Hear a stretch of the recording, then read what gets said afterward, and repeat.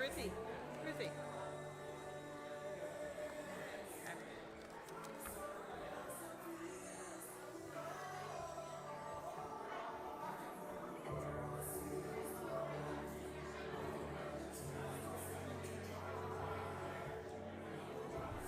Everyone could take their seats.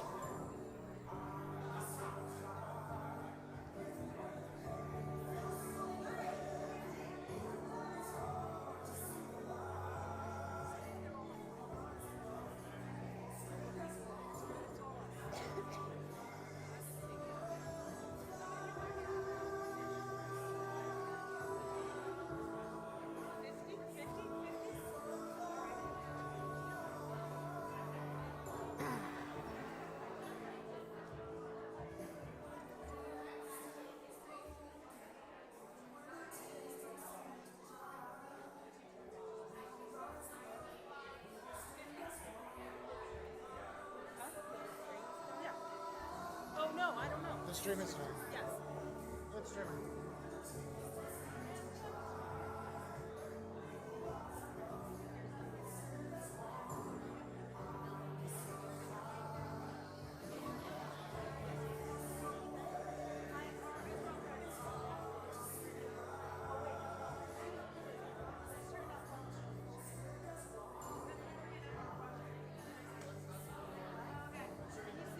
Can you see who's watching? We have 5 people so far. So is that 3 out of 5? I'll get a number at the end of what the total is, but it doesn't say. Right, we sent it out to residents. It doesn't say who, but it's on his.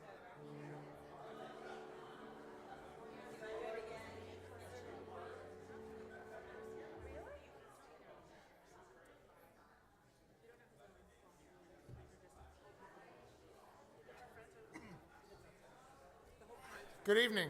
If everyone could take their seats. Good evening, welcome to Congregation Dor Tamid, and thank you for joining us this evening for this really important discussion, Reality Bearing Witness. Over the past number of weeks, members of our community have fulfilled the mitzvah of going to Israel, not just to visit, to see the sights, but to bear witness to both tragedy and to the resilience of the Israeli people and the worldwide Jewish community. Just 6 months ago yesterday, we witnessed the horrible and brutal attacks by Hamas perpetrated against men, women, children, the elderly, even Holocaust survivors, where they murdered more than 1,200 individuals and tortured, raped, and kidnapped countless others. Through these 6 months, we have borne witness to the heroism of the IDF, stood shoulder to shoulder with one another as we have sent goods, money, and prayers to support the brave young men and women on the front lines. And it has not been easy.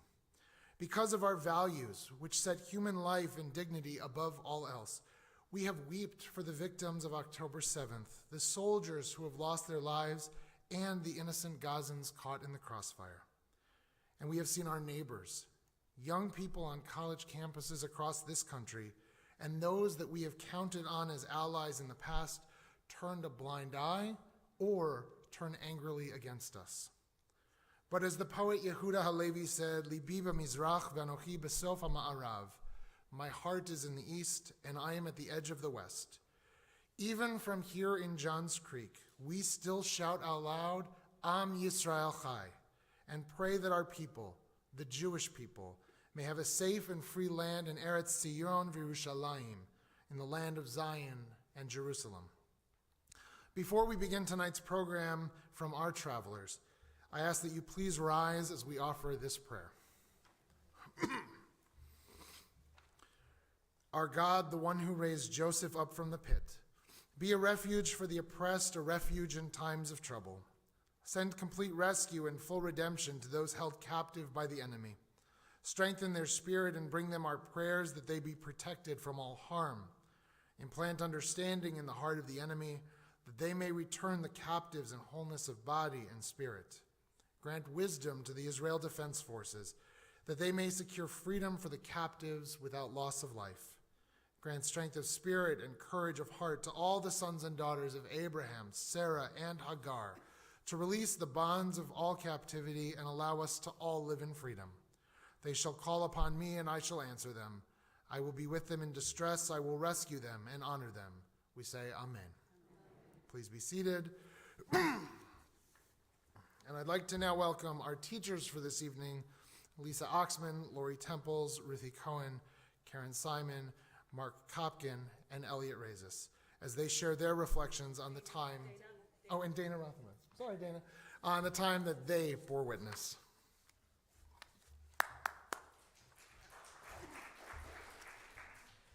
First of all, thank you all for coming tonight. We really appreciate it. The four of us from CDT, Ruthie, Dana, myself, and Lori, all embarked on this trip to Israel, March 9th through 18th. So we just got back not too long ago. And Ruthie really spearheaded this, wanted us to share this not only with you all, but also with some other churches. So we're going to speak to a couple other groups that she's going to set up. I've spoken with a U+2 group, and I think all of us, and Lori will tell you what she's doing, so we're all kind of doing something a little bit different.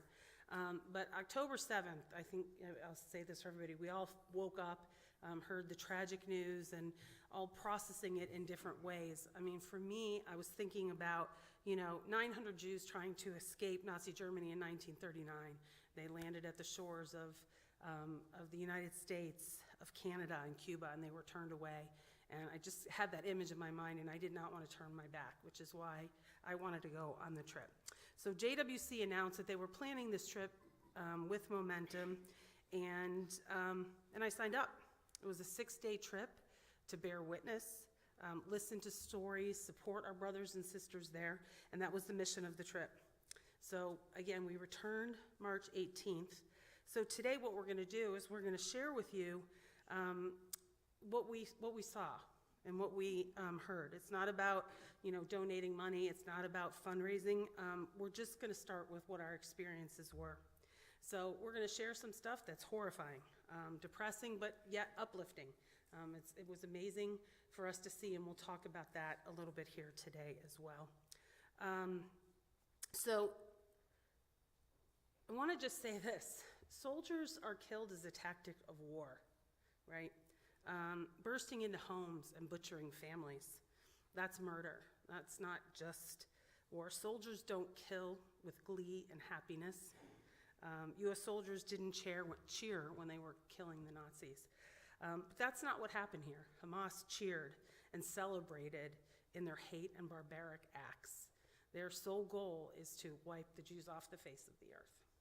Okay? So that's what we're going to talk about today, the murder of the Jews. Okay. First, I'm going to talk about Rose Lubin. For those of you who don't know, Rose Lubin was a lone soldier. Lone soldier is somebody who is in Israel, serving in the army that doesn't have any family there. She's from Dunwoody, Georgia, and she always wanted to go to Israel and to be part of the IDF, and when she turned 18 years old, she decided to go. So she was killed, she was murdered, I'm not going to say killed, she was murdered during, not the October 7th attacks, but she was murdered after that. And on our trip, we had the pleasure of having her aunt with us, and she shared her story, and we visited her graveside. And Rose was, she was a hero. So October 7th, she was actually on leave at one of the kibbutzes, and she wasn't there. She had the weekend off. As soon as she heard the attacks and heard everything coming over on her phone, she immediately put on her uniform, and she really saved thousands of lives that day going into action.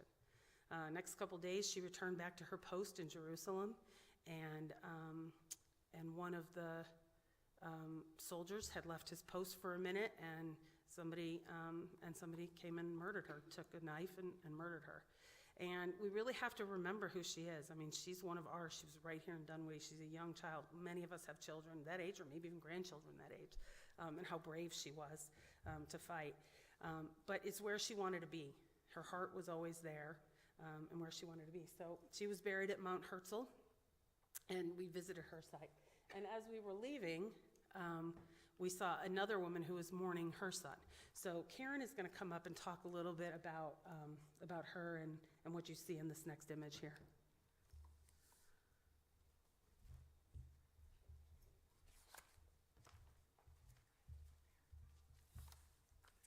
Hi. First, I want to talk a little bit about why I went to Israel. So, when I hear Hatikva, it makes my heart ache in ways I can't describe. I feel as if Israel is a part of my soul, or of who I am. This trip was my third time in Israel, and I've always felt as if I was coming home each time my feet touched the earth upon landing. My first time in Israel was in high school, and I didn't want to leave. My parents made me come home, or you might not be seeing me here tonight. After October 7th, there was no question that I would be going back to do whatever I could to help as soon as possible.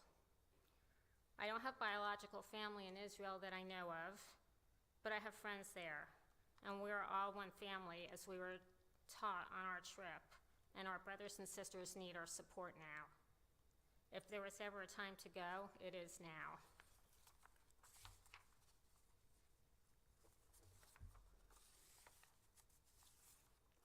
So people have asked us about a moment or moments that stood out to us on our journey, and I'd like to share a significant moment with you, one for me. A moment that said to me, look at us, look at our lucky children, for the most part living in luxury, going to good schools, going to universities, living relatively easy lives. Yes, we experience anti-Semitism here, but for the most part, we are safe. We don't have to figure out where the closest bomb shelter is or wonder when we will hear from a loved one serving in the IDF, or wait one more day for our family member who is a hostage to be released. So this is what we all experienced on Mount Herzl. As we walk back to the bus after visiting Rose's grave, our friend Kate comes upon a woman weeping at a grave. You can see her there. She is bent over the grave and alone.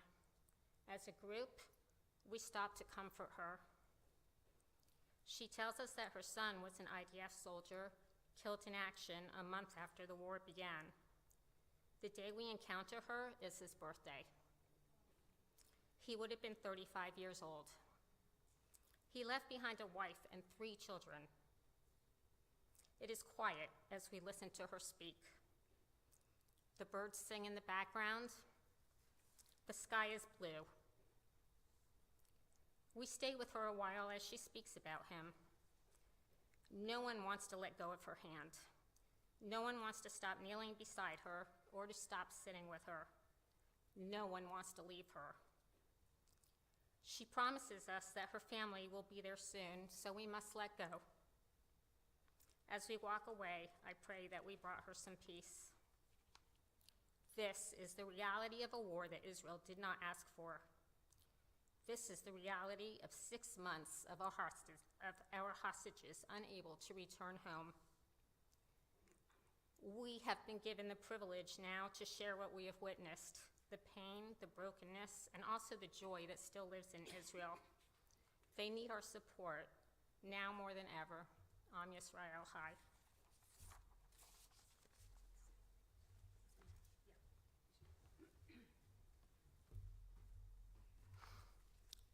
Shalom.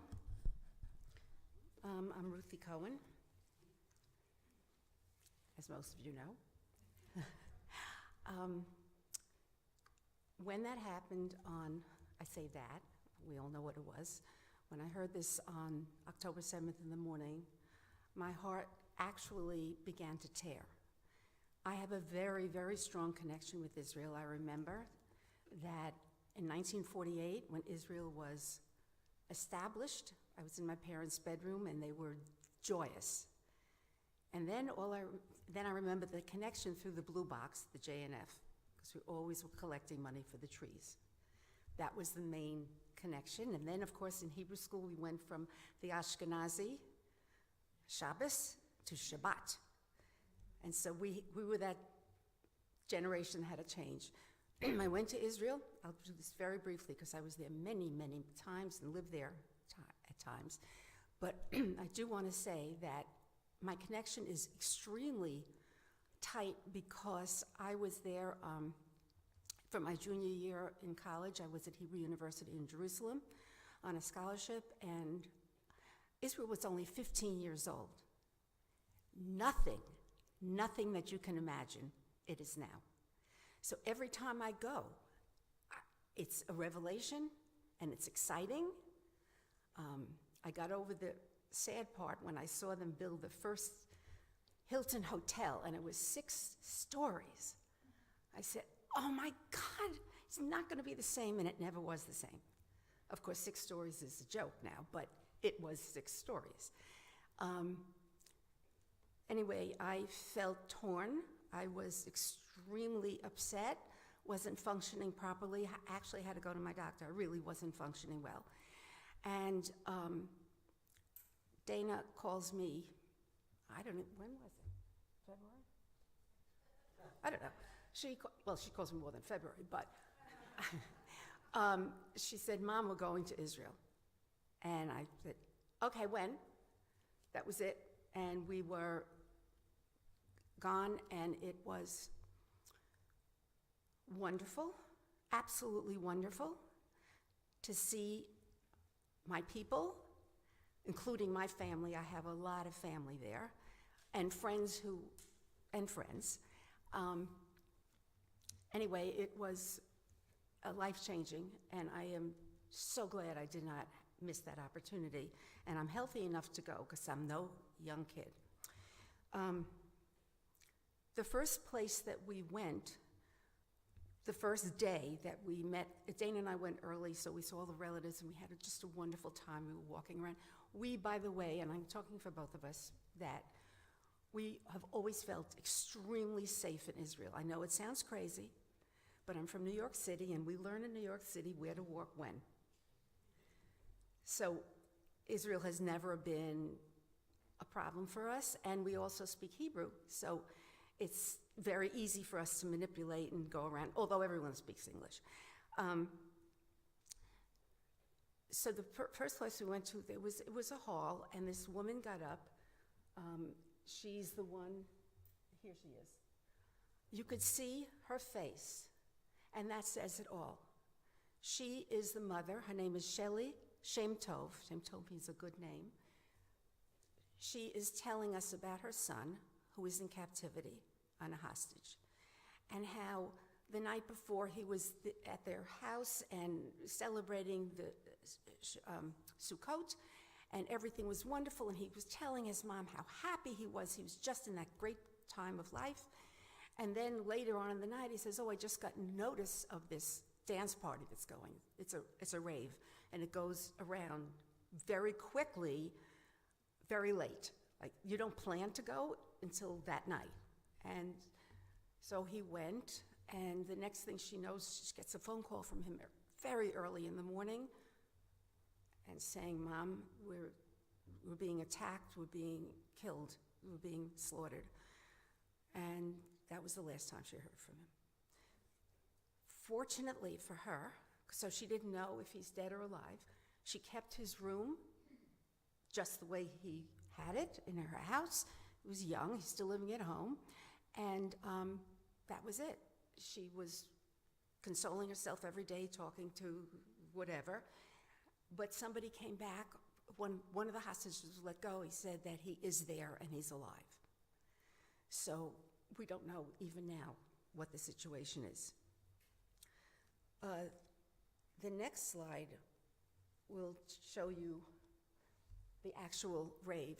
It was in Kibbutz Be'eri, and it's, I'm going to talk about her mainly, but here it shows one of the shelters. There's a shelter, and now what is on this ground. It's horrible. It really was horrible. The stories you hear and you have heard are true. The slaughter was an annihilation. Some of these kids were on LSD, and I'm happy to hear that, because then maybe they weren't so aware. That's from somebody who's never done any drugs in her life. I'm happy that they were not with it. This young woman, she was one of the things on this trip. She was an experience that I had that was to my core. A young, beautiful girl you could see.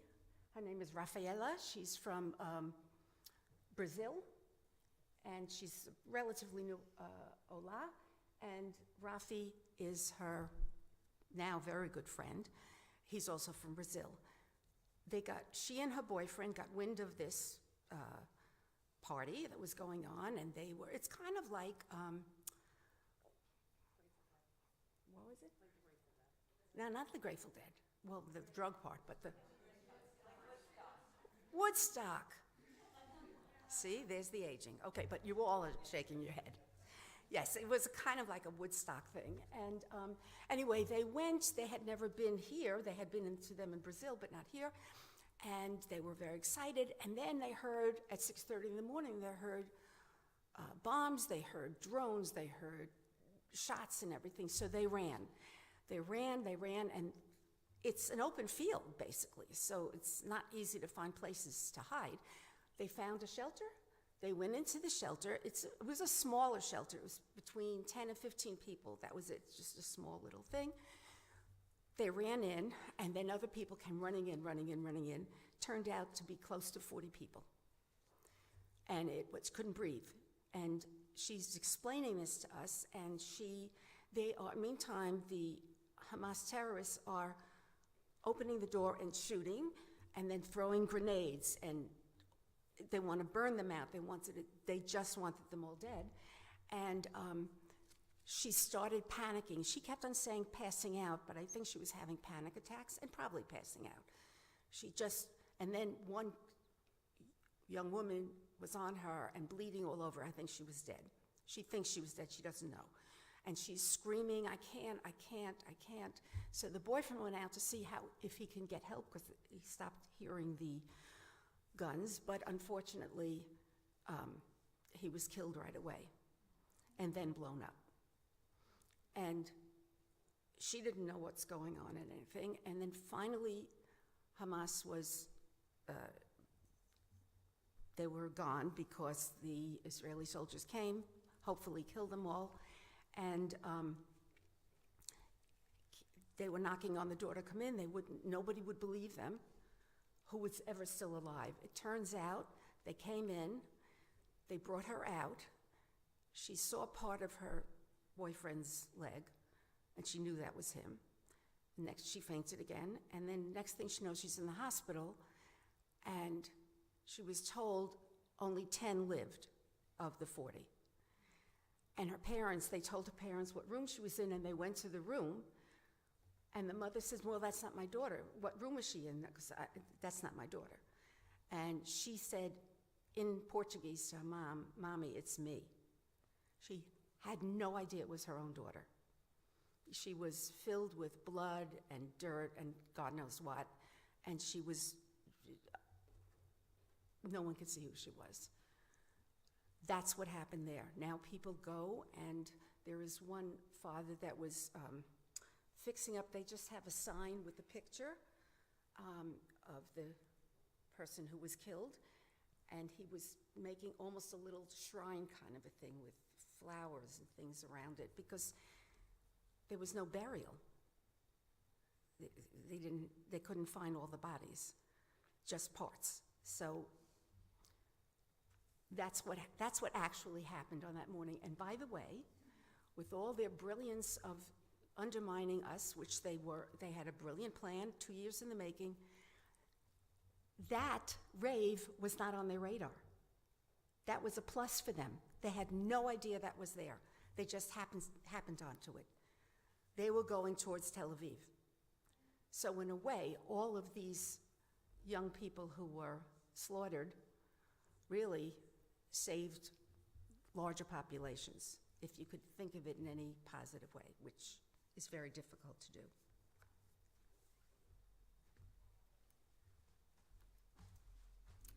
I'm Dana, Ruthie's daughter. I felt a pull to go to Israel just to be with my people. I don't know exactly what it was, but it wasn't really a question, should I go, can I go? It's really, can I go? It's never a good time. It's not the right opportunity. We have work, it's expensive, but we have to prioritize and think of what's important. And unfortunately, this war and these atrocities shake our priorities, right? We live here, we live in America. We decide what we want to eat. We don't want to eat that. We had that yesterday. Our decisions are really lucky. They're really lucky decisions. And so we chose to go to Israel, and we were fortunate enough to spend a few days in the little bubble of Tel Aviv, and they've just gone back to their life and gone back to working and having fun while they carry all of this burden with them all the time. There's a little bit of, we still have to live and enjoy. So we felt the pull to go towards Israel and be part of this trip. And yes, it was depressing and hard, but we're just open ears for people. We didn't actually go through it. And by living here and living somewhere away, we can just close the door, turn off the news, and not be part of it. So one of the pieces that was really important to me was not on this page. Sorry, I jumped out of the turn. Okay, we went to Nir Am, which is a moshav, and a moshav is a community. It's also kind of defined as a settlement, but I don't like to use that word anymore. So it was started as a community of agriculturists and usually farmers and farmland, right? But now it seems to be taken over by really nice neighborhoods, these rebuilt houses, and they're beautiful. So it's kind of in its next generation of Israel. So there was a family that had been given a respite visa for 45 days to come to Atlanta, and they invited our whole bus. So Momentum had about 140 women from 9 countries, but one whole bus was from Atlanta as they joined with JWC. It was a really special group. We got to know the group well, and it was special also because some of them had met them here in Atlanta. And they extended their house to us for lunch for 30 people, which we don't do here. We don't have the room, we don't fit it, and in Israel they make do. And really, while I have family there, you meet people and everyone is your family. They're part of your family, they got you, they're gonna tell you what they feel, but in a